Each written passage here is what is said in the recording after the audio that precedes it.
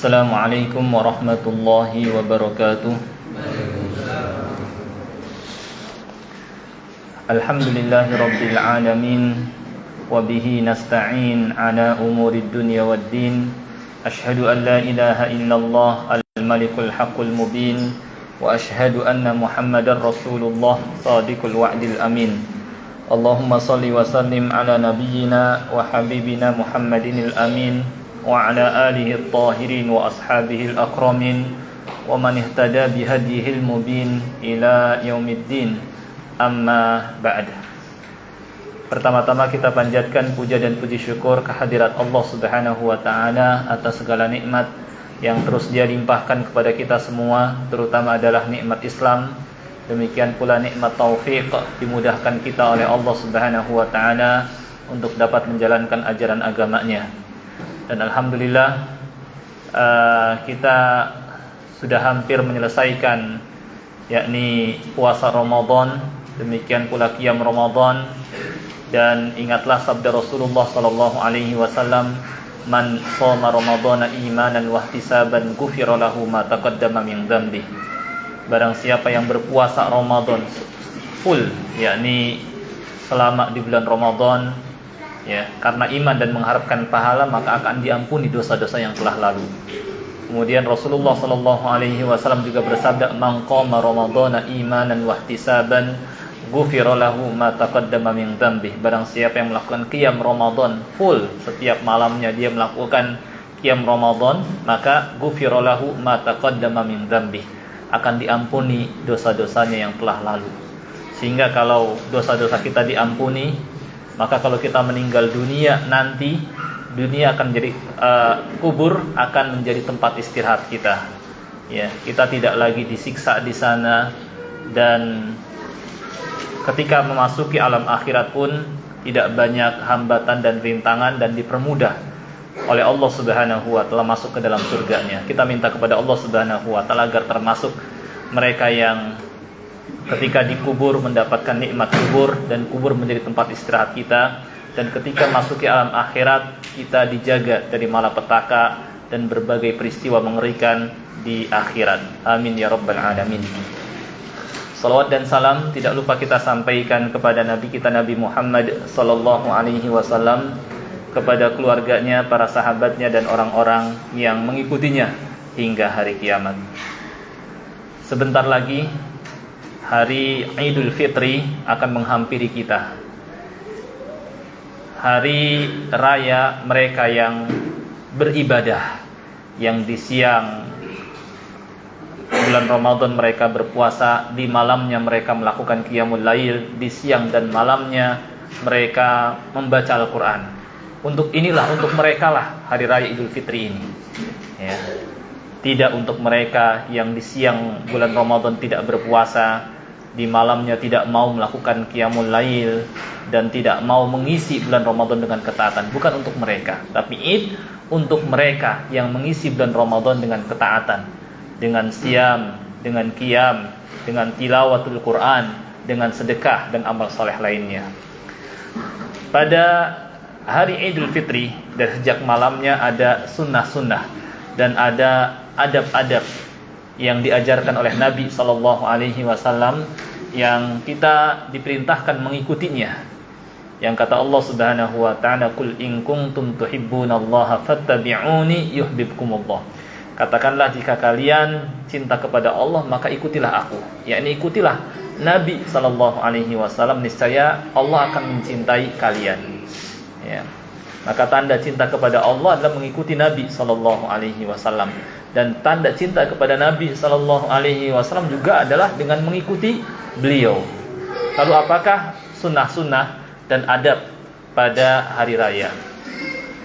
Ketika kita memasuki malam Idul Fitri, ketika ini telah wajib yang namanya zakatul fitr, zakat fitri, seperti yang telah diterangkan pada kesempatan sebelumnya, bahwa zakat fitri atau zakat fitrah ini ada waktu jaiz, ada waktu wujub wajib, dan ada waktu fadil atau afdol. Waktu jawaznya bisa sehari atau 2 hari atau 3 hari sebelumnya, ya.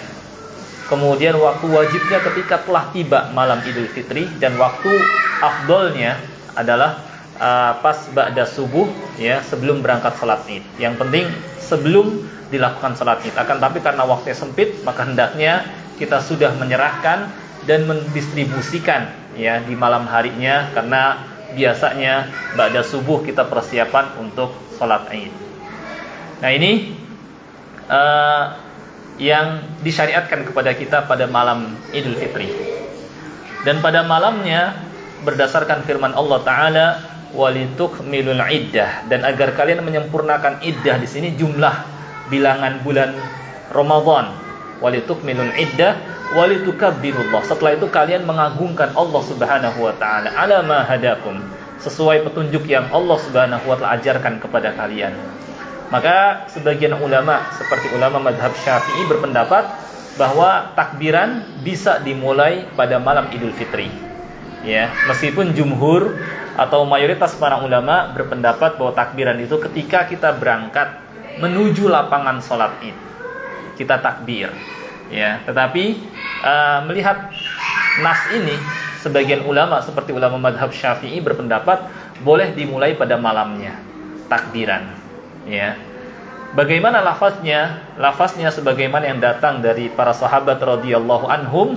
Ya, mereka, di antara mereka ada yang membaca takbirnya karena lafaznya mutlak dalam Al-Quran, walitukabbirullah, dan agar kalian mengagungkan Allah. Kemudian dipraktekkan oleh para sahabat radhiyallahu anhum. Di antara mereka seperti Ibnu Mas'ud mengucapkannya, Allahu Akbar, la ilaha illallah, wallahu akbar walillahil hamd. Boleh juga takbirannya 3 kali, Allahu Akbar,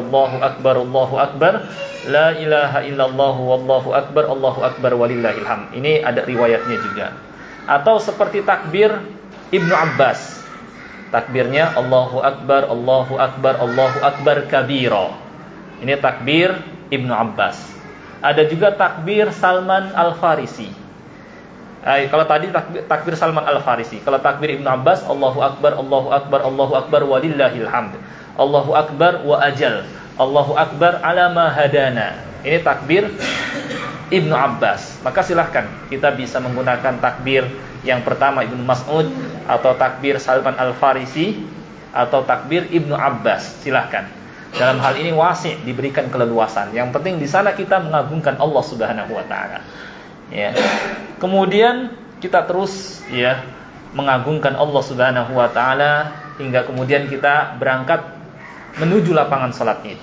Dan sunnahnya, ya, sebelum kita berangkat kita mandi dulu dan berhias. Inilah yang dilakukan oleh Rasulullah sallallahu alaihi wasallam dan para sahabatnya. Mereka mandi, mereka juga berhias. Ya, wa yalbas ahsana thiyabihi, memakai pakaian yang ada yang paling bagusnya. Ya, kita berhias dan kemudian sebelumnya mandi, kemudian berhias, kemudian kita berangkat. Dan sunnahnya berangkatnya sambil berjalan kaki. Ya, idza ataitumus sholata fa'tuha wa antum tamshun. Ketika kalian mendatangi salat yang di sana ditegakkan secara berjamaah, maka datangilah kalian dalam keadaan berjalan. Ya, karena setiap langkah kita meninggikan derajat, menghapuskan dosa, maka sunnahnya sambil berjalan kaki. Dan sunnahnya juga sebagaimana praktek Nabi sallallahu alaihi wasallam, kata Jabir bin Abdullah, kana Nabi sallallahu alaihi wasallam idza kana yaumul Id khalafat tariq. Nabi sallallahu alaihi wasallam pada hari raya, ya, khalafat tariq, berangkat dengan pulangnya berbeda jalan. Mungkin kita berangkatnya lewat jalan yang mana, pulangnya lewat jalan yang lain. Ya, ada hikmah kenapa beda jalan. Di antaranya adalah, ya, menurut sebagian ulama agar jalan yang kita tempuh menjadi saksi terhadap kita nanti pada hari kiamat. Ya, ada juga hikmahnya adalah untuk menampakkan syiar, ya, syiar-syiar Islam. Ya, dan hikmah-hikmah yang lain. Ya, kita berangkat dengan pulangnya dengan jalan yang berbeda. Kemudian untuk Idul Fitri, ya, kita dianjurkan makan terlebih dahulu. Sesuai dengan namanya Al-Fitr, yakni Al-Iftar. Hari raya kita berbuka, tidak lagi berpuasa. Maka sebagai tanda kita berbuka, ya, kita makan dulu sebelum berangkat. Silahkan makan kurma kah, atau mungkin makan berat juga enggak jadi masalah. ya. Hanya ini sunnah saja, ya, tidak wajib. Kita yakni sebelum berangkat kita makan dulu. Ya, sebagaimana praktek Nabi SAW sebelum berangkat beliau makan dulu. Ya, makan beberapa butir kurma. Kemudian berangkat, dan sunnahnya ketika berangkat sambil takbiran. Sambil takbiran. Ya, terus dijaharkan. Sunnahnya dijaharkan. Jadi ketika menuju lapangan sholat id, ini ada beberapa sunnah. Pertama, berjalan kaki. Yang kedua, lewat jalan yang berbeda. Yang ketiga, sambil takbiran dijaharkan, dikeraskan. Ya, kalau perempuan disirkan, pelankan. Tapi kalau laki-laki dijaharkan. Dan gak usah malu, gak usah minder. Kita keraskan. Allahu Akbar, Allahu Akbar. La ilaha illallah, Wallahu Akbar. Allahu Akbar walillahil hamd. Terus sampai tiba di lapangan sholat id. Ketika kita berada di lapangan sholat id, terus kita takbiran juga sampai menunggu, ya, tiba dilaksanakan sholat id. Ya, ketika imam sudah datang dan dilakukan sholat id, dan sholat ini tidak ada azan dan tidak ada iqamat, ya, dan tidak ada juga sholat tahiyatul musolla atau tahiyat lapangan, nggak ada, ya. Jadi nggak ada sholat sunnah sebelumnya, ya, kecuali kalau umpamanya terpaksa karena hujan, kemudian kita laksanakan di masjid, silahkan, ya. Nah, kemudian sambil menunggu imam datang, kita terus takbiran di lapangan. Kemudian ketika tiba imam dan dilakukan sholat id tanpa azan dan tanpa iqamat, ya, pelaksanaannya 2 rakaat seperti yang sudah maklum. Rakaat pertama 7 kali takbir, dan rakaat kedua 5 kali takbir. Ya, setelah itu dilakukan khutbah id, dan setelah ini sudah selesai takbiran. Ya, sudah selesai takbiran, dan adabnya juga pada hari raya, ya. Setelah kita yakni mendengarkan khutbah, dan mendengarkan khutbah id ini ya tidak wajib, ya, tidak beda dengan khutbah Jumat yang wajib, ya. Akan tapi hendaknya kita menyimak, ya, apa yang disampaikan oleh khatib, ya. Kemudian selesai, ya, juga dianjurkan kita tahniah, mengucapkan selamat, ya, kepada sesama saudara kita, ya. Ucapannya bisa taqabbalallahu minna wa minkum, atau idukum mubarak, dan kalimat-kalimat selamat lainnya, silahkan, ya. Karena dulu para sahabat radhiyallahu anhum pada hari raya ketika mereka saling bertemu, maka mereka saling mengucapkan selamat, taqabbalallahu minna wa minkum. Dan dalam hari raya, sesuai dengan namanya id, hari raya, seorang boleh bergembira di sana, seorang boleh bersenang-senang, sehingga silahkan dia makan, mengkonsumsi apa yang dia suka. Yang penting ya tidak berlebihan. Wa kulu washrabu wala tusrifu. Silahkan makan, silahkan minum, dan jangan berlebihan. Ini adalah hari kita bergembira. Maka diberikan keleluasaan dan kebebasan selama tidak sampai meninggalkan kewajiban dan melakukan pelanggaran. Silahkan kita bertemu, berkumpul, bersenang-senang, ya. Karena itu ada hari raya, hari kita bergembira, ya. Nah, inilah adab-adab dan sunnah Nabi SAW pada hari raya. Dan silahkan juga kita berkunjung ke saudara, ke kerabat, ke tetangga, ya, kita ucapkan selamat kepada mereka. Tapi ingat, ketika bertemu dengan yang bukan mahram, ya, jangan kita berjabat tangan, karena tidak boleh laki-laki bersentuhan dengan yang bukan mahram. Kata Nabi SAW, inni la usafihun nisa, saya tidak berjabat tangan dengan wanita. Beliau juga bersabda, la ayyut'ana fi ra'si ahadikum bimikhyatin min hadid khairun min ayyamassa imra'atan la tahilullah. Sungguh ditusuknya kepala kalian dengan jarum besi atau pasak, ya, itu lebih baik daripada menyentuh wanita yang bukan mahram. Maka jangan kita bersentuhan, ya.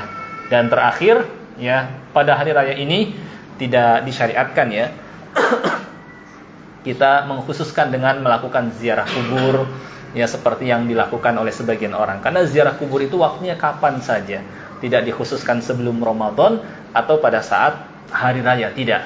Bahkan Nabi SAW memutlakkan ya, fazuruha, silahkan ziarahi kapan saja, fa innaha tudzakirukumul akhirah, karena dengan ziarah kubur mengingatkan kalian kepada kematian, dan tidak dikhususkan pada hari raya atau menjelang Ramadan.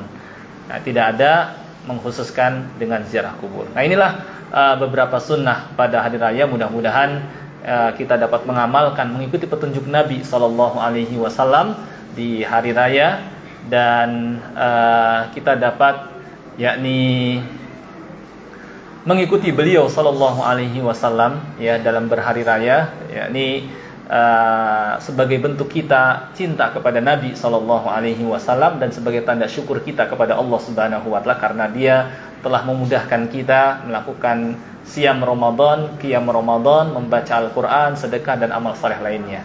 Ini mungkin yang bisa disampaikan. Wallahu a'lam. Wa sallallahu ala nabiyyina Muhammad wa ala alihi wa sahbihi wa sallam. Walhamdulillahi rabbil alamin. Wassalamualaikum